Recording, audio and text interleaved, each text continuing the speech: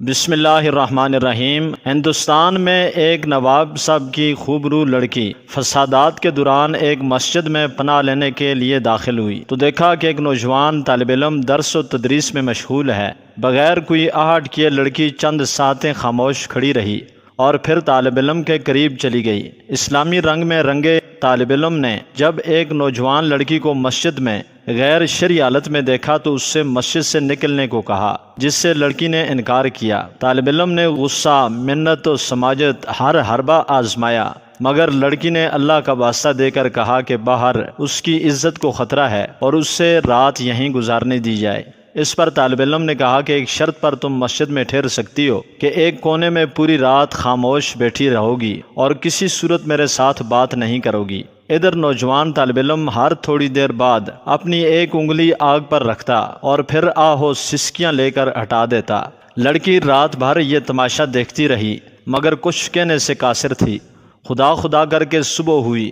لڑکا اذان دینے اٹھا اور لڑکی سے کہا کہ وہ اب مسجد سے نکلے کیونکہ نمازی آنے والے ہوں گے تاکہ کوئی بدگمانی نہ کرے۔ لڑکی نے کہا ٹھیک ہے، مگر مجھے ایک بات بتا دیں کہ رات بھر آپ وقفے وقفے سے اپنی انگلی آگ پر کیوں رکھتے تھے؟ طالب علم نے جواب دیا کہ پوری رات میں نے نفس اور شیطان اور اللہ کے احکامات کے مابین شش و پنج میں گزاری۔ جب کبھی شیطان کا غلبہ ہوتا تو میری خواہش ابھرتی کہ اکیلی لڑکی ہے، اپنی خواہش کی تکمیل کر لوں، مگر جب دوزخ کا عذاب سامنے پاتا تو اپنی انگلی کو آگ پر رکھ کر یہ آزمائش کرتا کہ کیا اس آگ کو میں سہ پاؤں گا، مگر جلد ہی احساس ہو جاتا کہ ایک چھوٹی سی انگلی یہ تھوڑی سی آگ برداشت نہیں کر سکتی تو جہنم کی آگ میرا پورا جسم کیسے برداشت کرے گا۔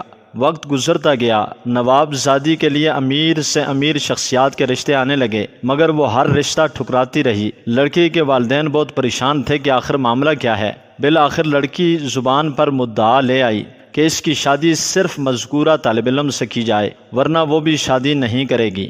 محترم ناظرین، نتیجہ ایک رات نفس کو قابو رکھ کر وہ غریب طالب علم محل میں چلا گیا۔ اگر ہم پوری زندگی اللہ اور اس کے رسول صلی اللہ علیہ وسلم کے طور طریقوں پر گزاریں تو خالق کائنات ہمیں جنت کے محلات میں کیسا مقام عطا فرمائے گا۔ ناظرین، محمد علی کا نام سنتے ہی ہمارے ذہن میں ایک چیز آتی ہے کہ یہ تو ایک مشہور باکسر ہیں، مگر کیا آپ کو معلوم ہے کہ اسلام قبول کرنے کے بعد ان کا اللہ پاک کی ذات پر کس قدر یقین اور بھروسہ تھا اور یہ اللہ سے بہت ڈرتے بھی تھے؟ اس بات کا منہ بولتا ثبوت یہ ہے کہ ایک دفعہ محمد علی نے کہا کہ میں ویسے تو سگریٹ نہیں پیتا مگر ہمیشہ اپنی جیب میں ماچس ضرور رکھتا ہوں، کیونکہ جب بھی میرا دل گناہ یا پھر کسی غلط کام کی جانب لپکتا ہے تو میں وہی ماچس نکال کر جلاتا ہوں اور اس کی ہیٹ اپنی ہتھیلی کو دیتا ہوں اور پھر خود سے کہتا ہوں کہ علی، تم یہ ہیٹ برداشت نہیں کر پا رہے ہو تو پھر جہنم کی آگ کیسے برداشت کرو گے، جبکہ جہنم کی آگ تو ہے بھی ناقابل برداشت۔